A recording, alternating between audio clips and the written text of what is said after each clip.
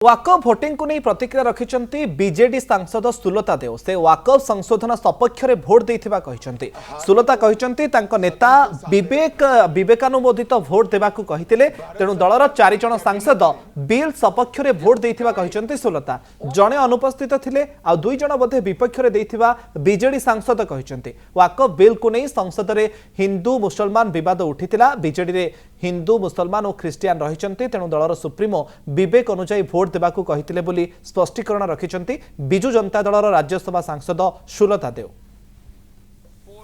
जेतेबेले वाकफ bill discussion चली आपण माने देखंतु डिबेट देखंतु सेठी केवल संसद रे हिंदू मुसलमान गोटे एई भली परिस्थिति थला जोटा मु फील कली। किंतु मोर नेता मोर वीडियो करिकिना जेतेबेले मु लाइव करे मु ऑलरेडी कहि देइछि जे मोर नेता सेतेबेले कोन कहिले जे मो दलर 3 जण माने ये अछंती, हिंदू भी अछंती, क्रिश्चियन भी अछंती, मुसलमान भी अछंती सांसद। तेणु मु काहाकू ये करबेनी विवेक अनुमोदित भोट दियंतु। असुविधा किछि अछि कि आमे विवेकानुमोदित भोट रे जण तो एब्स्टेंट थिले नथिले, आमे बोध हुए 4 जण आमे फॉर रे देथिलो, 2 जण अगेंस्ट रे देथिले, मु मध्ये फॉर रे देछि।